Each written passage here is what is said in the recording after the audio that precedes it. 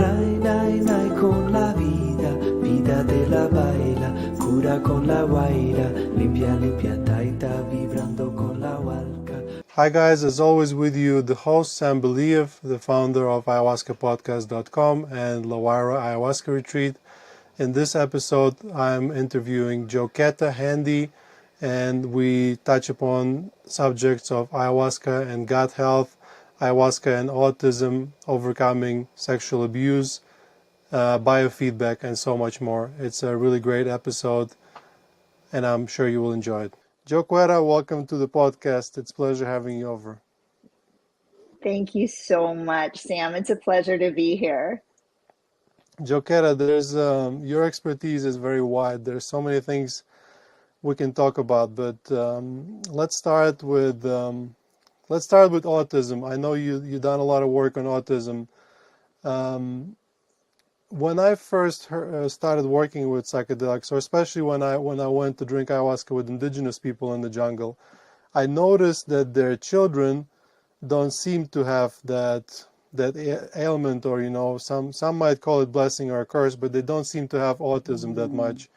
And they do give ayahuasca to their children. So the natural question that came to me: is there a way to use psychedelics, traditional psychedelics or ayahuasca, to, let's say, help with autism? What do you think about that? Wow. I mean, that is so interesting what you're bringing up. I honestly, I wasn't aware of that link. I think that's something that needs to be studied.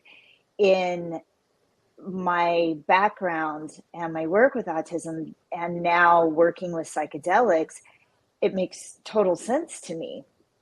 Wow, that's really fascinating. You got my brain going.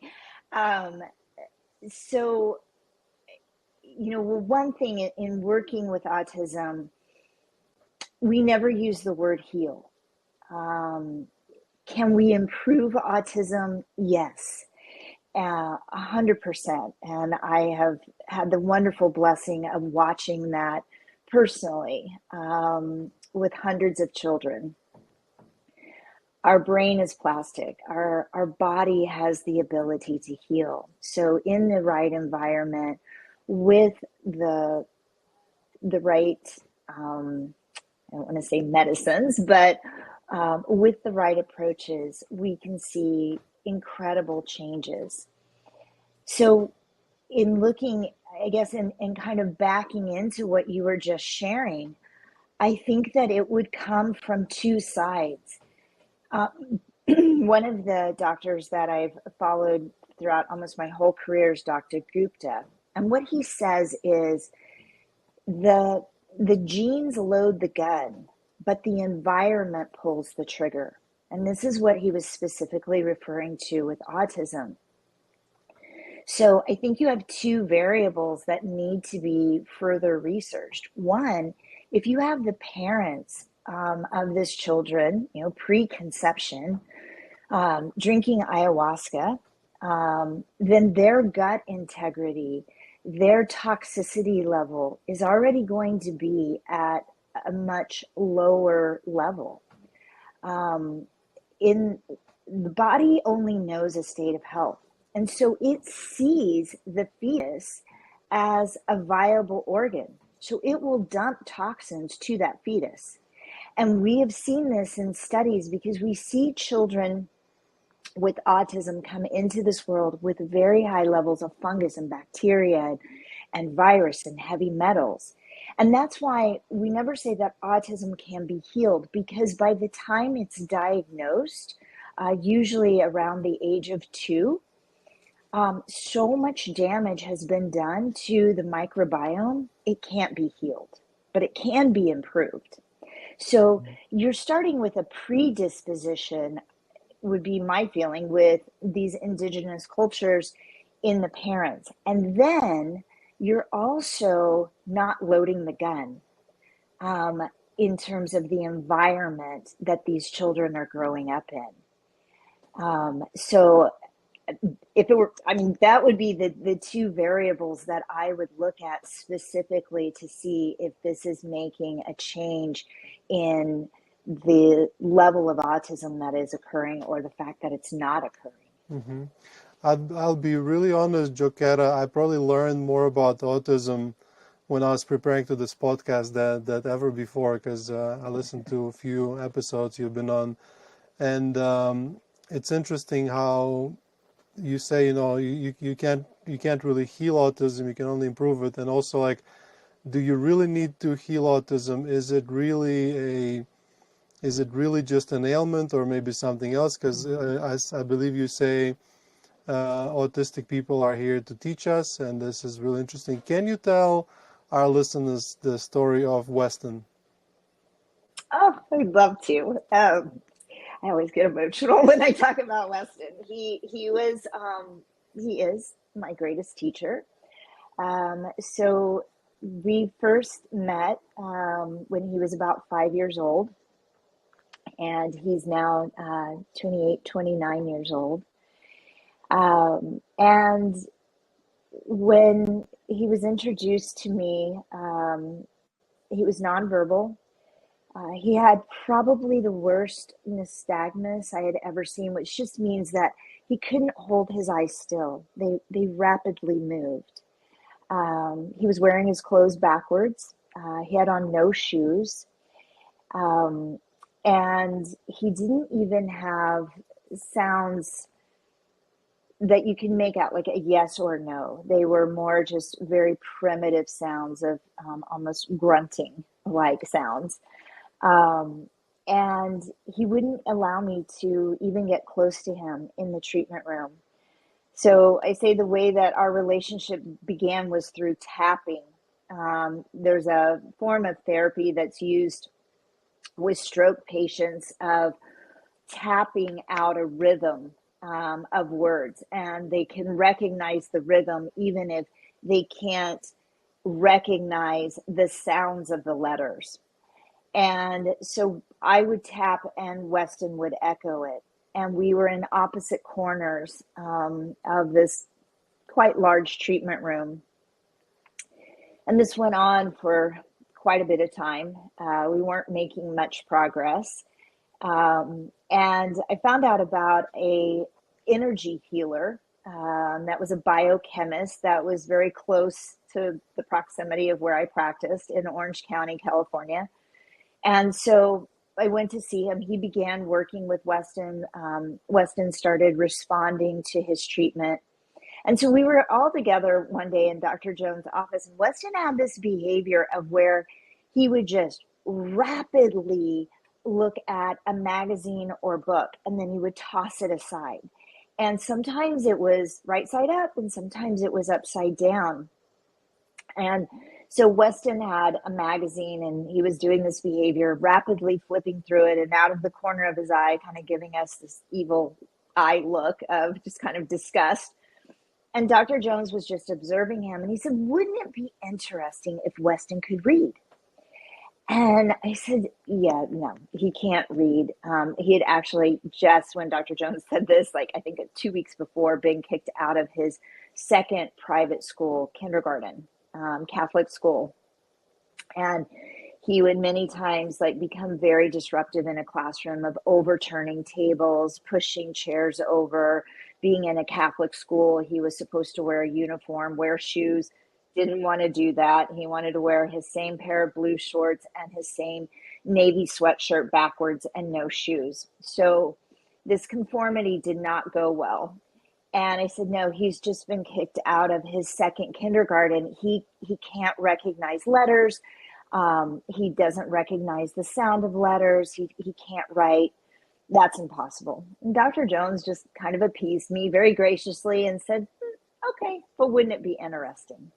So it was about 2 weeks later, and Weston and I were in our opposite corners in the treatment room, and I was just at kind of my wit's end. I didn't know what to do with this child, and I felt very guilty that I felt like I was taking his parents' money and just not being helpful.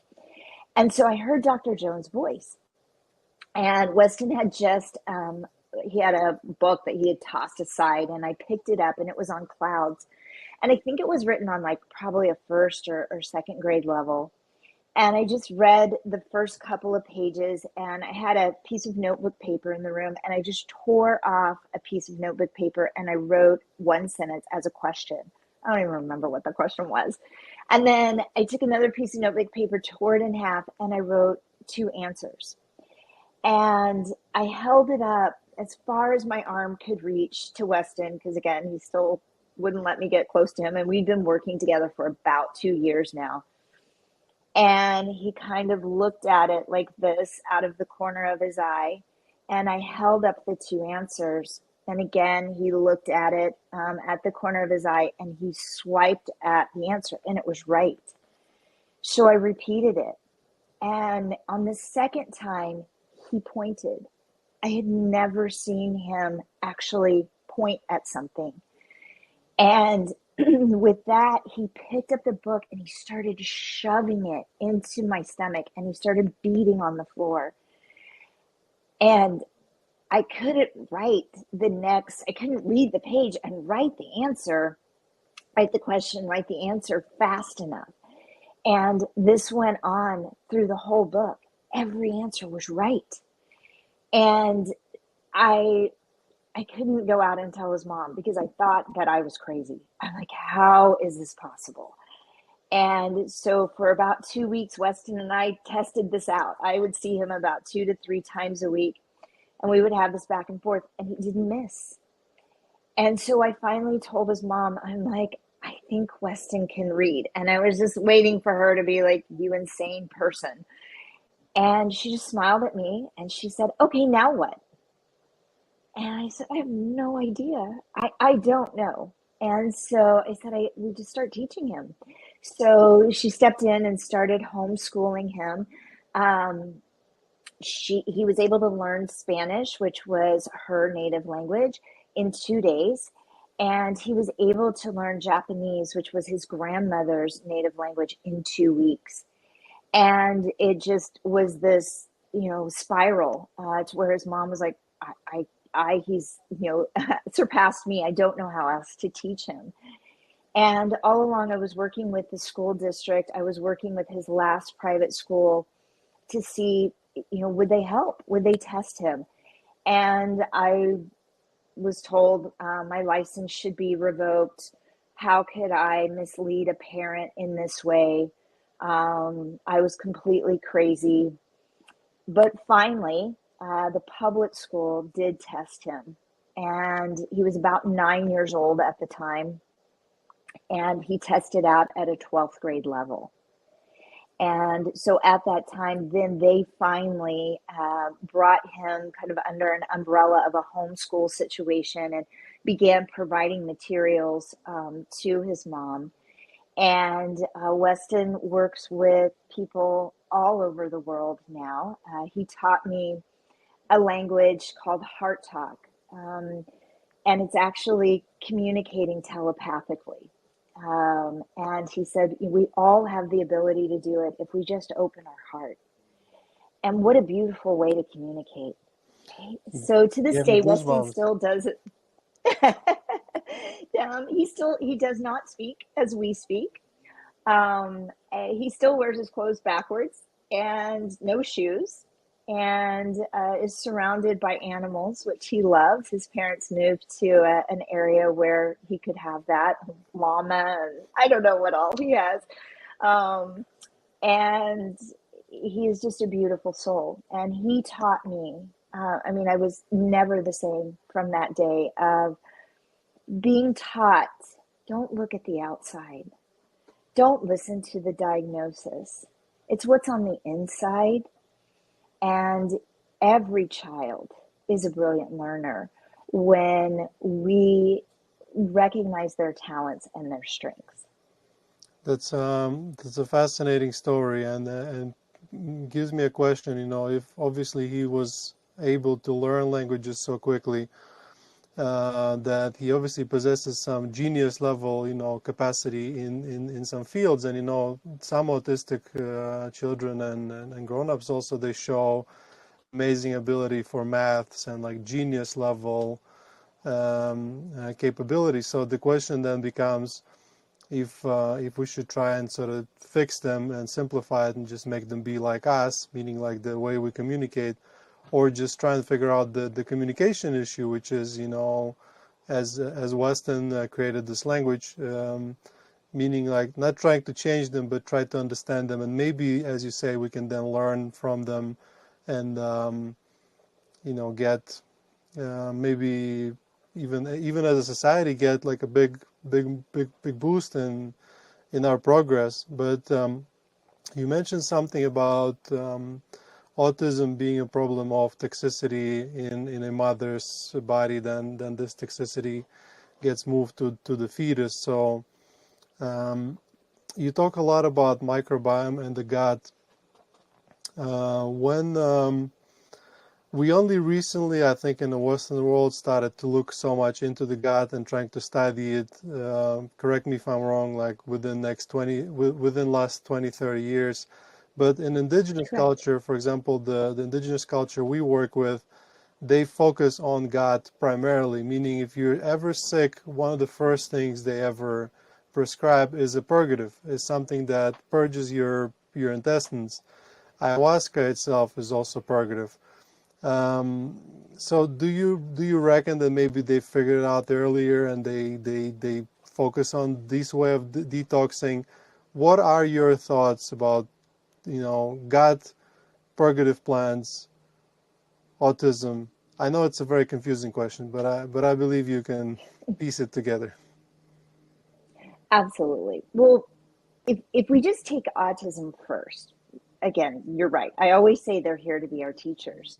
And they have taught us, we have had to study the gut microbiome the most because of autistic children and trying to understand, looking at the genome, the DNA structure, and how that affects everything. So if we look at autism, what have they taught us? Well, they've taught us that our food, the toxicity in our food, they were one of the first, at least for us here in the United States, that looked at gluten as not being good for us. And the toxicity, again, going back to the US, in our dairy products. And what we see in autism is the reaction because of high toxicity levels. And when I'm talking about toxicity, I'm talking about parasites, fungal, bacteria, virus, heavy metals. And so that is what causes the destruction of the microbes that make up the microbiome. And that also is what causes them to be very reactive to certain foods, medication, vaccinations, the environment itself. And the stronger what we've learned about the microbiome is it is our immune system and it is our second brain. So when we, again, in backing into this, why could ayahuasca be helpful? I think just looking at psychedelics in general, I believe it was James Fadiman who was the first in his research, in the 50s and 60s, who said, we know without a doubt that psychedelics improve the gut. We just don't know the mechanism in which it does that. And I think one of the first studies that I've personally read was done in the 1980s on ayahuasca. And they found that it was anti-parasitic. So in drinking ayahuasca and reducing the parasite level, is that going to help heal the microbiome? Is that going to drive the immune system? Is that going to enhance brain chemistry? Yes. And then more recently, in studies, they have found that ayahuasca is antibacterial and antifungal. So again, as we move out the negative and allow more room for the positive, And then that good bacteria begins to grow and thrive. Serotonin, 95% of serotonin is made in the gut, even though it's a brain hormone. So what's going to happen with brain chemistry? Brain chemistry is therefore going to be better supported. So I think it is a fascinating connection, and I could go on and speak about the specifically in ayahuasca, or again, if we go back to toxicity, one other thing that we want to look at is leaky gut. I think a lot of people should know what that is. It's been a pretty popular term. Just to give kind of a very generic definition of leaky gut, the way I always explain it to my patients is the intestine is smooth connective tissue. And so it stretches way more than it was ever meant to. And so if you think of a rubber band, if you take a rubber band and you pull it back and forth and back and forth, it's eventually going to develop little holes in that rubber, right? And so what happens is that same thing happens in the microbiome. We get what's called microperforations in that tissue. And then that just helps or makes the person more vulnerable to allergies, to the body causing a histamine effect.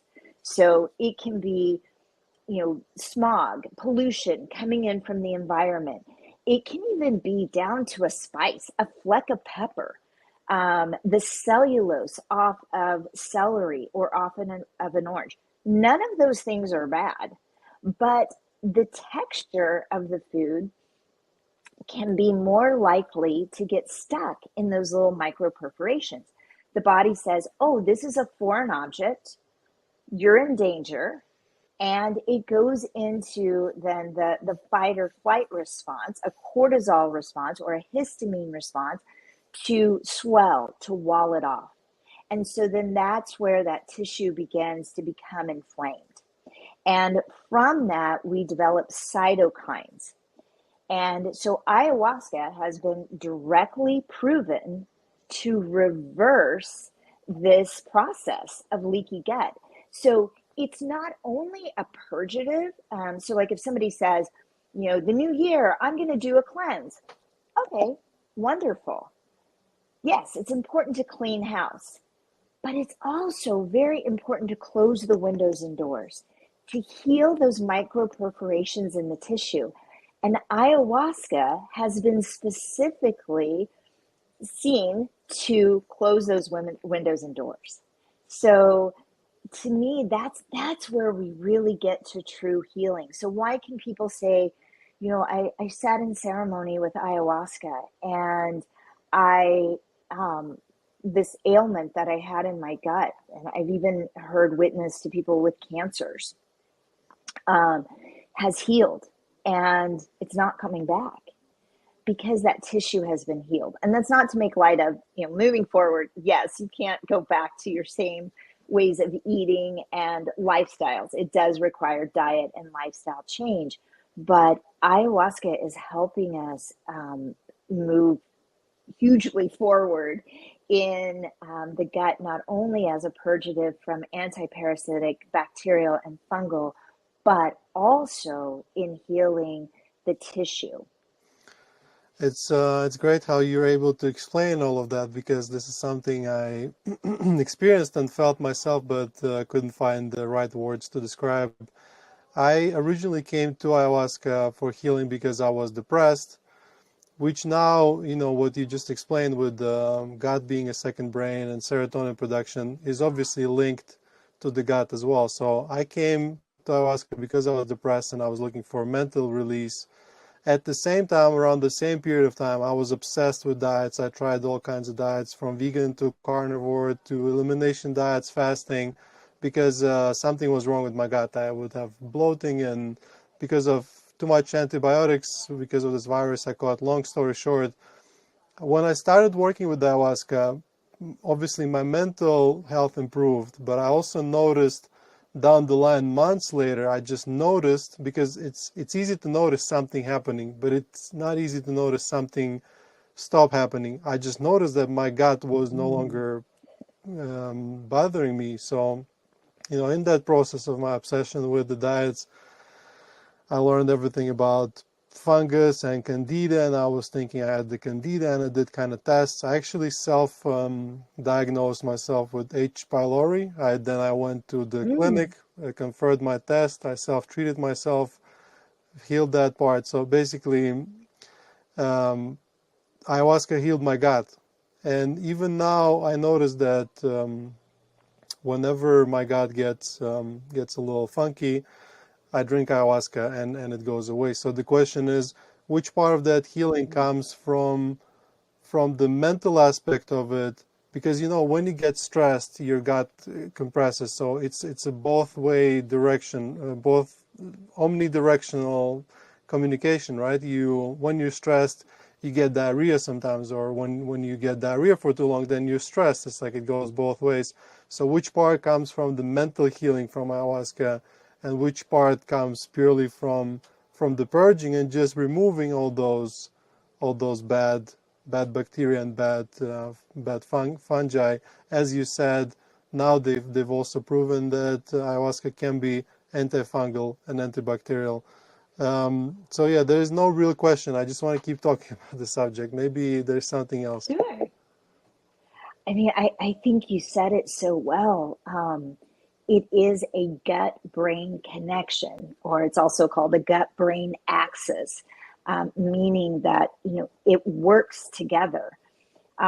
One of the first doctors that I studied under in natural medicine, he said to us, um, toxic people have toxic ways. And when he first said that to me, I didn't really understand. And I was like, that's so mean, like to say somebody has toxic ways. But what he was trying to say was when our gut is filled with toxicity, just as you mentioned, it directly affects our brain chemistry. We are electrical chemical beings. And so we can only react from what's going on inside of us. And so the choices we make, how anger, how fast, how quick are we to anger, um, fear, all of those things can go back to the gut integrity, the liver, the kidneys, the intestine. And most of all, with the microbiome being our immune system, if you don't feel good, then you don't have a lot of vitality in the way that you move through life. And so, just in removing toxicity, I was just working with a 68-year-old alcoholic patient, and she wanted to begin working in medicine. And I said, we've got to do some cleanup here. And not only was she drinking 32 ounces of vodka a day, but she was also using Red Bull. That's what she was mixing the vodka with. So I guess, just quite, I'm not sure how much Red Bull was going in, but many ounces a day. And she was pretty much living on like Ensure shakes.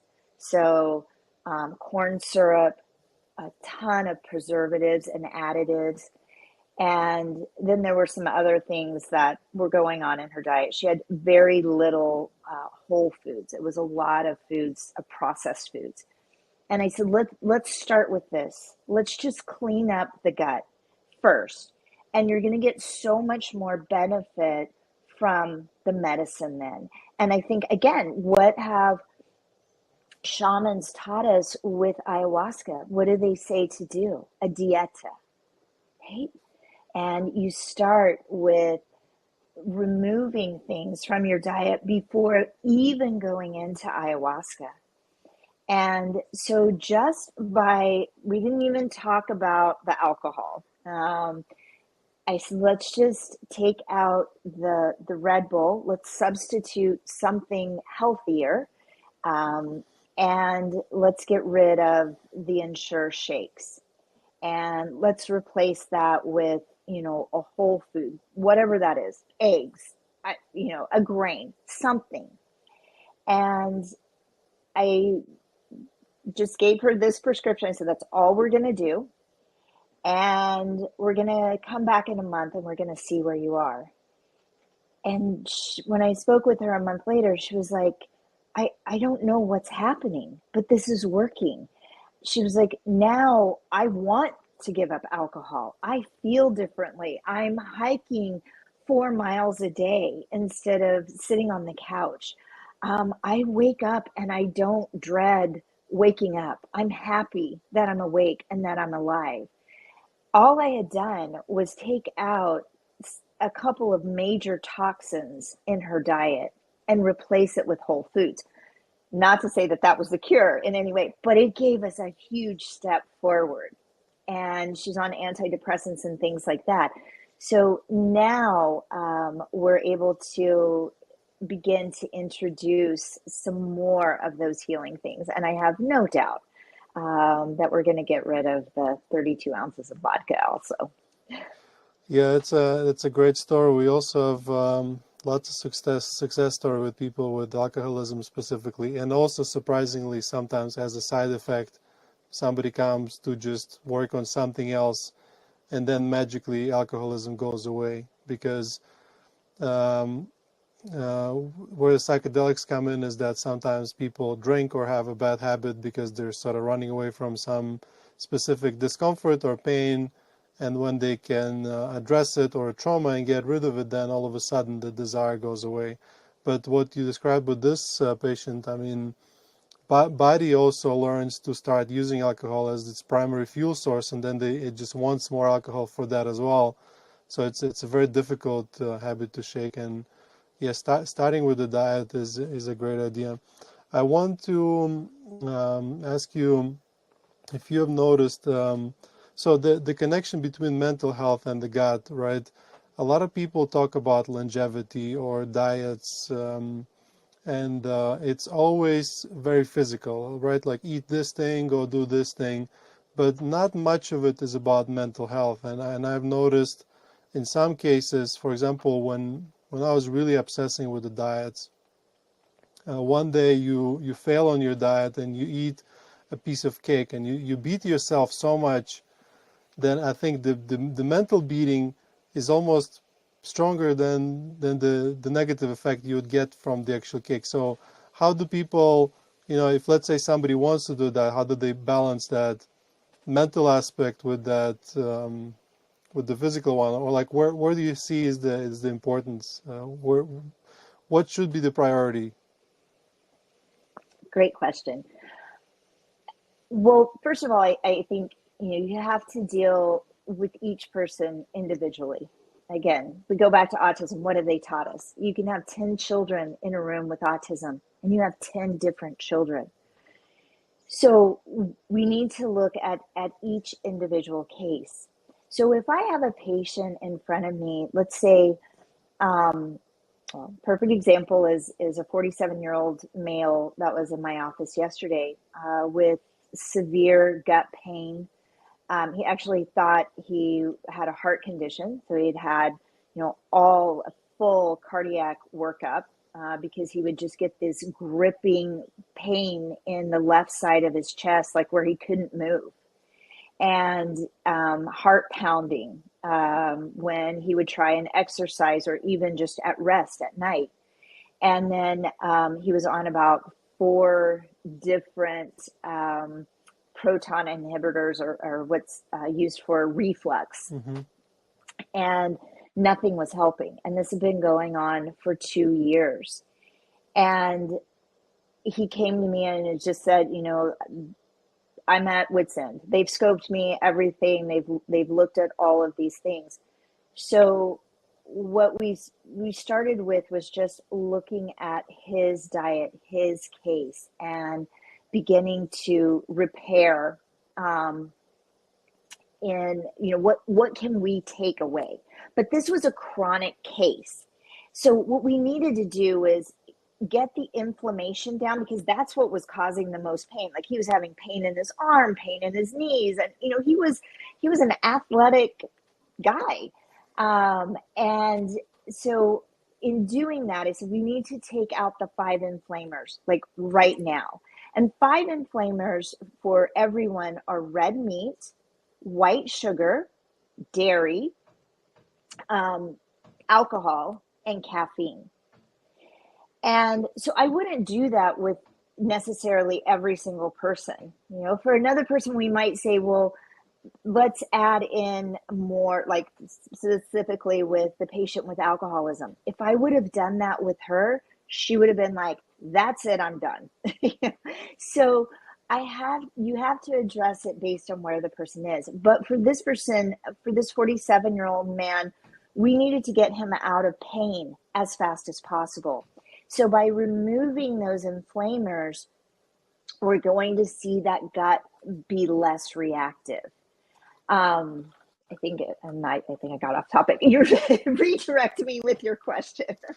It's okay. I think anything we talk about will be useful. But going back on topic, let's get back to ayahuasca and psychedelics.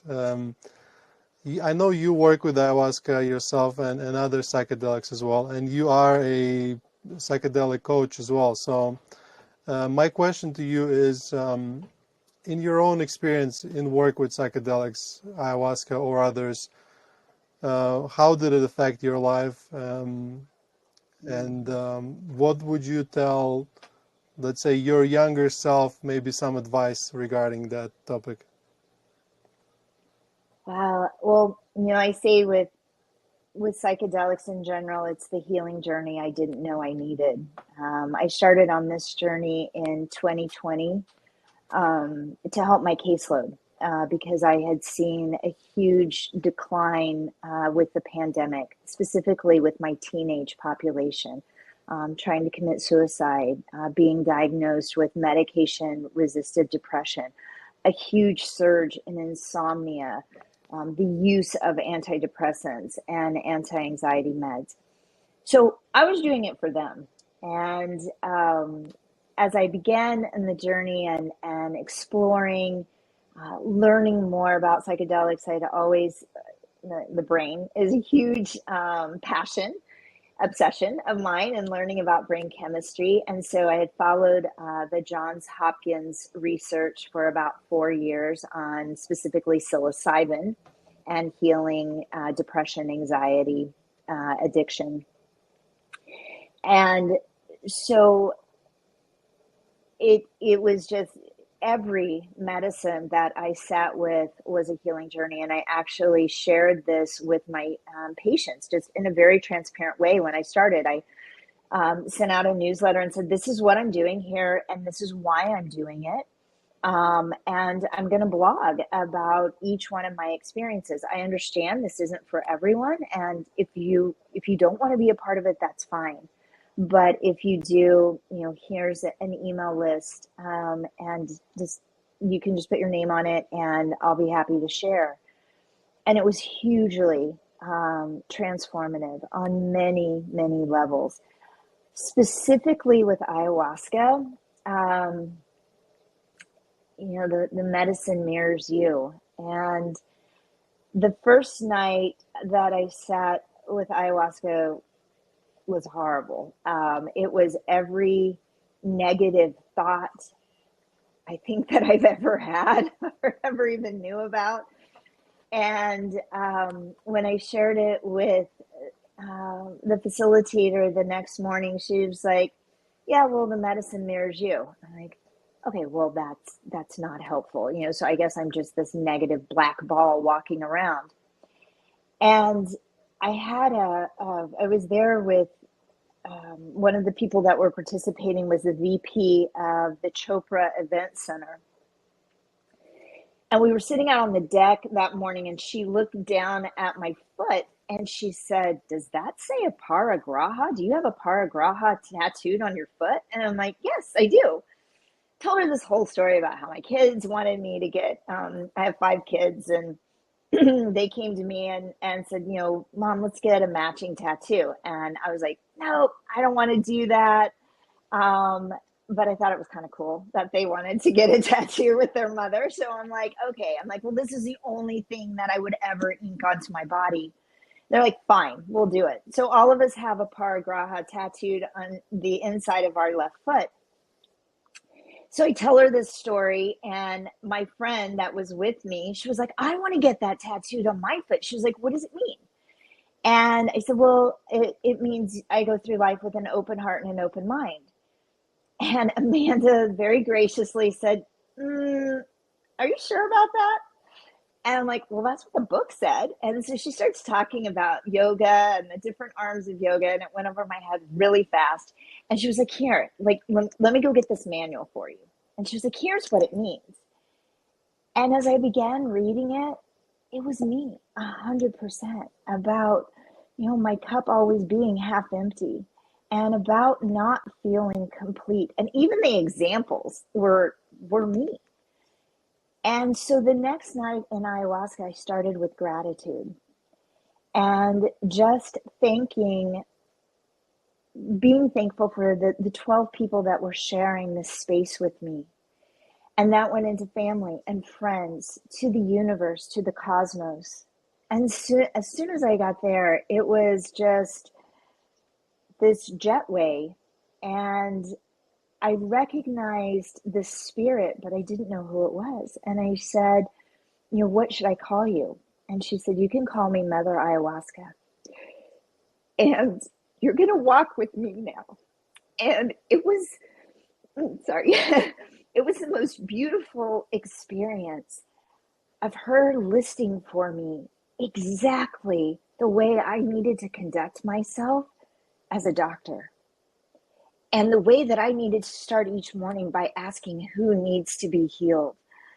Not from a physical standpoint, but going back to Weston, a heart talk standpoint. And how we can work on an energetic field so much broader, so much bigger than we can ever work on this physical field.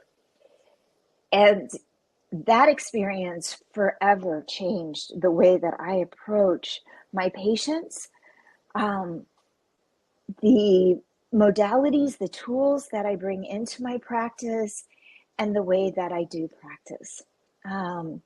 So I feel that this medicine is such a transformative, healing, truly body, mind, and spirit. It's a beautiful story. Thank you so much for sharing. And it's admirable that you still are able to analyze the way you are being a doctor and changing maybe the way you treat the patients. And speaking about you being a doctor, it's also, these days, unfortunately, still a risk to be in the medical profession or to work with people and openly admit that you're doing psychedelics or you're working with plant medicines, because I don't know, it's a probably biggest mistake we ever made as a society, but DMT and psilocybin is still illegal. If you take them to the airport, you go to the prison, which is crazy. I myself, I'm a big optimist on the topic. I really hope that within the next 10 years we'll go from what the hell is ayahuasca to when's the last time you did ayahuasca, kind of like we did with meditation. But from your perspective, or from where you are right now, and obviously still working with people, do you observe that shift? Is it happening, or am I being optimistic unreasonably? Not at all. I think, what's the best way to say this? I think there is a group of people, a very specific group, that are being called forward to be a part of this transformation, to deliver this message, to be the part of change. And how can something that expands our heart, our understanding of a visceral feeling of unconditional love, not just a knowledge being told, oh yes, God is love, you are made in the image of God, but truly feeling that at a soul level and understanding it. I call it coming home. Um, how can that be something that the government says you can't take this, you can't be a part of this, this isn't yours to have? I don't think that that's anybody's to be able to put that rule. And so we are being called forward to share and to experience and to love. Yeah, this is one of the And reasons I've started this podcast, is to hopefully educate people slowly but surely to change the societal paradigm to accepting medicines as medicines and not calling them drugs anymore. You rightly so said that the government shouldn't allow us to prohibit us to not take those medicines, and especially in your case, JoQueta, you are what would it be, a quarter indigenous? Is that correct? Is it yes, Cherokee? yes. Cherokee. Cherokean, yes. That's so cool. We work with the indigenous tradition here in Colombia, and in the past, all the indigenous people of the world, including Europeans as well, had some sort of psychedelic tradition. Amanita muscaria in North America, they had peyote, San Pedro. We always had something to sort of increase the signal, connect us better to the cosmos. So we, I guess, as Europeans or descending from that culture, kind of lost our ways with it, and luckily, the indigenous people of Americas preserved their tradition and allowed us to enter it as well now. So I believe we live in very exciting times where they finally shared that secret with us, because the story is that when the Spaniards came to South America and they were looting and pillaging and looking for gold, what the indigenous people were hiding in the jungle was those medicines, because this was the real treasure for them. They didn't care about gold that much, and they hid it from us for what is it, hundreds of years now. And all of a sudden, 20, 30 years ago, they started leaving their caves and their mountains and their jungles and going to cities and sharing the medicine, because they've received the calling that the world is sick and we need it. Where am I going with this? So as partially an indigenous person, and do you feel any extra connection to those plant medicines? Have you worked with the cacti, and what do you think about the resurrection of those traditions? I think it's so important. I didn't appreciate it when I was younger, but I grew up on a cattle ranch in a very rural part of Oklahoma. And with my grandmother being Native American, my grandfather being an immigrant from Europe, we were always taught to honor the land. And we were always taught to honor the culture of Native American. And it wasn't until I began working with these medicines that I was reminded that coming home, standing in the pasture of that cattle ranch and it being the most beautiful place ever. The sun coming down on the dew of the grass, and just the stillness, looking at nothing and seeing everything. And from that memory, remembering the teachings of my grandmother and then my grandfather. And I think that just brought so much more of a presence to the medicine and honoring the medicine. I have sat with San Pedro. Grandfather is an amazing teacher. And as we move into here in the United States legalization, I think it's even more important to have a remembering where this came from, what are the teachings, so that we truly understand the power of the healing. Just as we've talked about, in these few moments, on how ayahuasca heals, how it heals our gut, and from that healing strengthens our immune system, and the ability of what that means and moving us forward as we see so much illness, sickness, and disease right now. These plants are here to help us. They always have been. And when we come to them with gratitude and intention, that healing power just multiplies 100%. Yeah, the world needs it, and we need a lot of medicine and a lot of support. And it would be sad if we lose the tradition in the process. And it's important to ground ourselves in that tradition. So let's say ayahuasca without the shamanism and the indigenous tradition is like a tree without the roots. It will probably die and fall on somebody. We need that. But also there are new modalities coming up in work with psychedelics, or mimic work with psychedelics, and that's a good segue into my next question. What is biofeedback, and how are you able, I see you smile because you like to talk about it, how are you able Very much. to mimic psychedelic use with biofeedback without actually consuming psychedelics? Yeah, thank you for asking that question. Well, first, quantum biofeedback, just to give a short, brief summary of what it is. It's working with frequency. Right? So we talked about we are just chemical, electrical beings. Everything holds a frequency, whether it's a positive frequency or a negative frequency. And we respond to that. A basic way to think about it is, let's say you're in a great mood and you walk into a room with people who are not in a great mood. You immediately feel that. However you interpret it, you're kind of like, whoa, what just happened here? There's been a shift. Okay? So we're constantly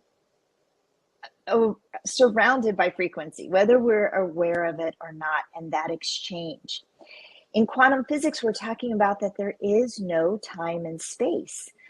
Einstein was the first one who discovered it, and he said it's a spooky science, because how can these two cells that aren't even near each other, maybe they're on opposite sides of the world, how can they be interacting? NASA was able to capture this on film about 3 years ago, and they labeled it Einstein's spooky science proven.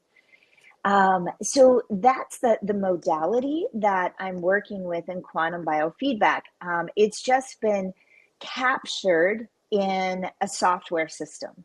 So within those frequencies, there is a huge library of frequencies that are housed in the software, so to speak. There's about 17,000 frequencies.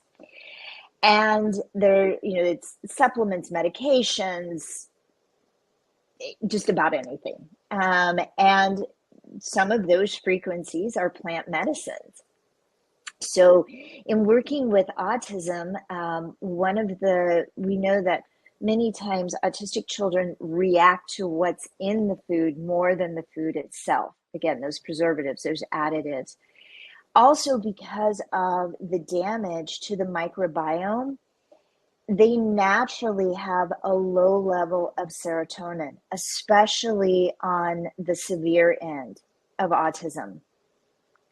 So they don't all do well. It's not about, let's cure autism by, giving them a bunch of psilocybin. No, actually that doesn't work well in many cases. So I started working with quantum biofeedback and digitally dosing. And what I found, the one that seemed to have the greatest impact was the frequency of ketamine. And I actually haven't tried ayahuasca. I need to do that. I've tried psilocybin, LSD, and I have tried Bufo, DMT, so a derivative of ayahuasca.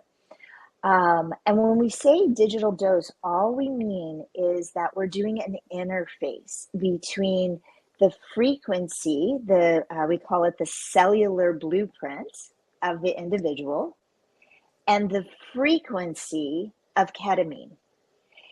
And this was proven in 2008 in the Beijing Olympics using the device that I use today. And the Chinese Olympic team, they weren't supposed to show up that year at all. And they digitally, when they measured the men's, they were digitally dosing testosterone and oxytocin. When they measured the men's testosterone level, it was 1,000% higher than normal. And the females were 300 times higher than normal. Not that that is healthy in any way, but they meddled across the board. And so they could prove that, what do? We take on frequency. Can we impose a certain frequency? Yes, look at EMFs. Can we impose certain frequencies on the body and the body receive that and be able to use it? Yes.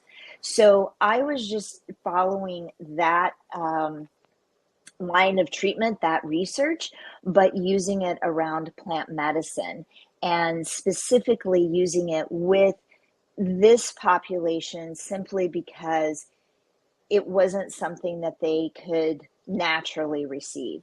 And many times in autism, because they are so in tuned with frequency, they're able to receive it better than the physical form of the medicine. Yeah, that's really fascinating. This is some new technologies and how they find the way to do it. Regarding the energies or the frequencies, or in the common culture you would say vibes. You vibing with somebody or not. The easiest way for me to describe it is when we at Lawara here we have 3 retreats every month where people come for a week, and then the group leaves and another group comes.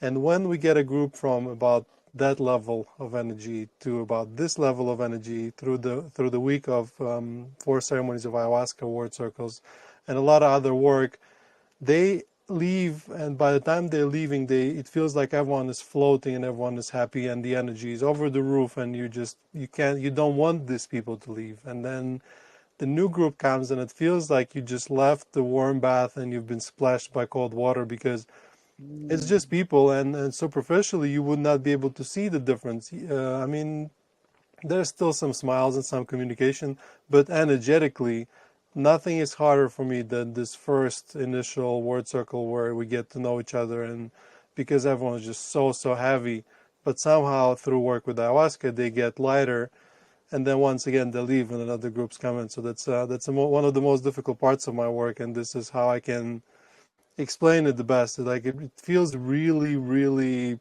painful to go from somebody warm and like good energies to the other way around.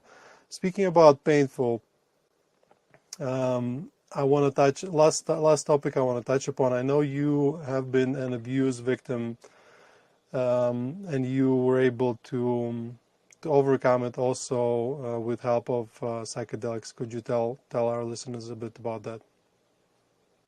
Absolutely. That actually came through in working with MDMA, which is, that has been shown to be very helpful with PTSD.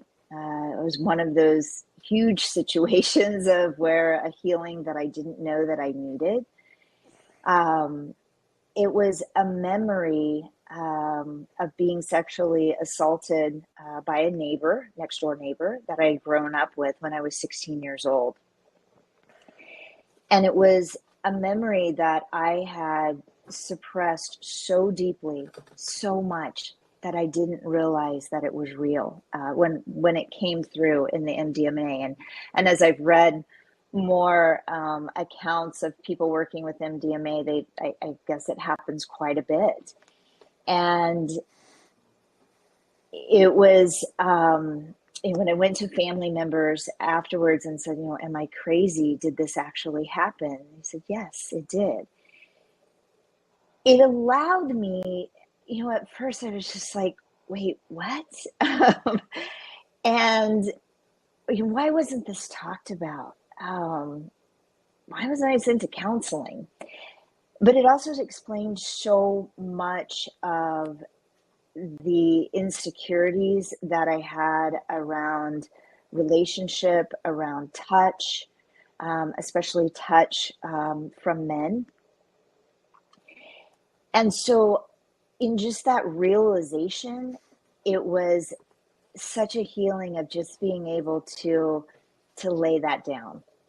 And at the same time, instead of resentment toward my parents, especially my father, I was able to see, they were doing everything that they knew to do. They were doing their best at that time. And I was able to see the pain that it had caused both of them, but especially my dad, in not being able to protect me. And so it was almost like life stopped and said, let's look at this moment. And now let's fast forward. And an understanding came from so many of his behaviors and reactions that I had always seen as, he doesn't, why doesn't he love me? Why do I make him so angry? And so that love and that healing just kind of all happened at once. And in moving forward in the healing of that relationship, now as he's 85 almost, I think that it's so important. And I think so many times in relationships, much time we waste of, not talking about the white elephant in the room, not talking at all, right? I hear friends and colleagues all the time saying, I'm estranged from my mother, I'm estranged from my father, because of an argument that happened. Life's too short for that. And most of all, that's anger and resentment that we carry inside. And when we say, anger kills, it truly does. Where does that sit? That sits in the liver. The liver is our door of disease state. And so in being able to go have that journey, but from a very loving place, hugely healing. Yeah. It happens a lot here at the retreat that people come and they discover a trauma that's been hidden by layers and layers of protections the brain have built around them. And it's one of the most common fears people have when coming to an ayahuasca retreat. They're afraid they're going to discover something they don't want to discover.